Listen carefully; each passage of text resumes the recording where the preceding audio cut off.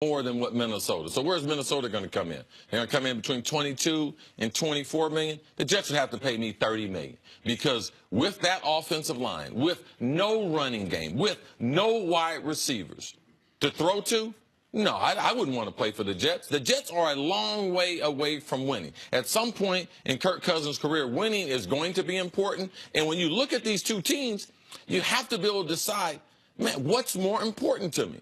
Playing indoors with two wide receivers, Adam Thielen, Stephon Diggs, with two running backs. Dalvin Cook coming off a spectacular, knee injury, but a spectacular rookie start to his career. What about that great defense in Minnesota? The last 5 years, they've been a top 5 defense in those years there. So for me, it's an easy decision. At some point, it's not about the money. It's about your what's going to be your history. What are you going to be known for? And I don't believe going to the Jets, he's going to get known for anything besides losing a lot of games and getting hit a bunch. I won't ever judge a guy if he just says, who offers me the most money, that's where I'm going to go. But Kirk Cousins is going to die with a lot of money left over no matter where he goes. He's already made $40 million. Whomever signs him is going to sign him for north of $120 million. He's not going to be able to spend all that. So I understand the argument of, is it worth your quality of life, your quality of football life, your quality of life as far as scrutiny from the media? Is it worth the $4 to $5 million spread to get more money in New York for a worse team under more scrutiny with less weapons, in worse conditions, in a harder division to win because of New England, or to go to Minnesota? Now, we are, to be fair, kind of picking the numbers out of thin air. The Jets might come in at $32 million, and the Vikings might come in at $19 million. Well, now it's a different type of math. But if it's close, if the Vikings offers within 15%, I love New York City, but Minnesota, man, I got to go to Minnesota. The quality of life, the way the franchise is structured, the stability. Look at the ownership. Look at the coach. Like, those things right there, they mean more than just money. And the coach and GM in Minnesota, are there for probably the duration of your contract. I think Todd Bowles is a good head coach, but we don't know if he's going to be there another year. He was on the firing squad before this season. There's nothing to be said for this guy deciding, you know what, I felt like I constantly had to prove myself in Washington, and now I'm going to go save a franchise. I'm going to be the guy that I always told. It would take some courage. Go outside and save a dog. Forget about saving the franchise, okay? Save a dog. Let's move on to Josh Rosen. It's easy to pro and con your way here. Cons, the guy's outspoken. He's smart for the game. He wants football but doesn't need football. He doesn't play well with others. His pros, he's a pretty good quarterback. Rosen addressed his perceived character issues at the Combine over the weekend. I'm not going to present a fake image of myself. Like some advice to someone with maybe issues in the past, or have these pre-rehearsed questions on, I'm sorry, I won't ever do that again. I think that you have to be yourself, you have to be authentic, and you have to show that you've learned and grown over the years. You have to own your mistakes. And I think that that's what I'm trying to show. I'm trying to show who I really am, not who I'm trying to be, because I want them to draft me, not who I don't want them to draft someone they think they're getting and then not to get that guy. So I think that's also what your teammates want, is your teammates don't want a fake shell of yourself. Teammates want you to be you every single day so that you're that reliable rock that they can count on.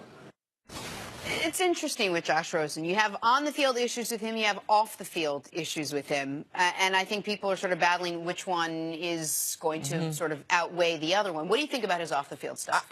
I think it's a plus for me. I think a guy that smart, I think a guy that balanced, I think a guy that self-aware to talk about when he was asked, why aren't you skipping the bowl game when some of the other guys are skipping bowl games? And he defended guys on the other team saying, listen, they play a different position. They maybe don't have the financial security I have. They don't play the same, they don't have the same necessarily NFL prospects I have. I like the off-the-field stuff.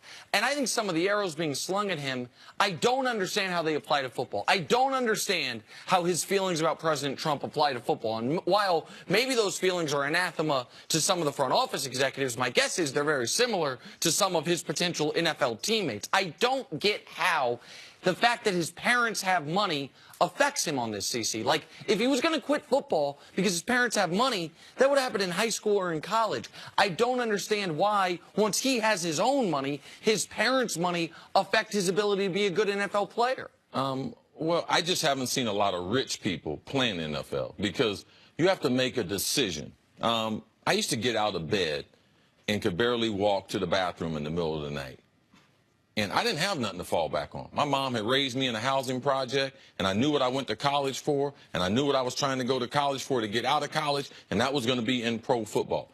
I didn't have anything to fall back on. So my decision to limp until I got to the training room, take the necessary, whatever it is, Advil or anything else that I needed to take, I didn't have a fallback plan. And most of the guys in the NFL, that's the way it is. When I was training, I remember one time training so hard, I could feel my heart beating in my head. I felt like I was going to pass out. When you're rich, it's hard to do those things. It's easy to come into the league and be broke and make a lot of money, but it's really hard to make all those sacrifices when you're rich. When you're in high school, you're the best one out there. He was the second best high school player in the country. The game's easy for him. At UCLA, it was easy for him until he got hit. That's my biggest problem. I don't have a problem with him off the field. I don't have a problem with him, guy thinking he's smart. I don't have a problem with any of those things. I don't think he has a character issue. My problem is when someone hits him, what is he going to do over the course of his NFL career? To me, rich people, it's hard to play the game and make the sacrifices that you have to make every single day. So for me, when you ask kids the question, how much do you love football? Oh, I love football. No, I'd be willing to do anything. I'd be willing to hurt another guy for this game. Now, I want to see if Josh Rosen has that same mentality, because to me, a lot of time, it doesn't come with kids who are very rich. Cece, I totally understand the actual durability concerns. That's, to me, a totally fair point. But some of the great players in our game are sons of great players in our game. Guys that grew up with money, guys that grew up very comfortable, guys that grew up with Hall of Fame or all-pro caliber players. Tell me the name of these players. Tell me the bunch of these players. Chris Long, Jake Long, the Mannings, the whole Matthews family. No, all of them were elite talents. So was he. No, all of them were elite talents who came from their family business was football, Nick, compared to owning a business and making millions in some other business that you know that's the option. What they saw was their daddy, typically their role model and their hero, go out. And typically what they did, they tried to live up to their dad's expectations. So now your example that you use, it's not a great example because this is very, very rare. But we've also have thousands of other kids. I raised one. Jerry Rice raised one. Kids who didn't make it. And why didn't they make it? I can't tell you the reason, but talent and this is my family business. Can I stay in this family business? It has a huge difference. And how you're raised has a huge difference on your outlook once you get into the league. Well, just a quick question before we break. What about him on the field? I mean, if you take all that stuff aside, do you see this guy really being successful as a quarterback in the NFL? I'm concerned about his body. I'm concerned about, can he take the pounding? He does not avoid conflict in the pocket. Well, he gets hit square an awful lot. So his inability to avoid people, I believe, is going to be a problem. All right, we got to take a break. Are the Steelers making a mistake franchising Le'Veon Bell? That's next on First Things First. Now, he grew up poor. He's still hungry. From the director of The Fast and the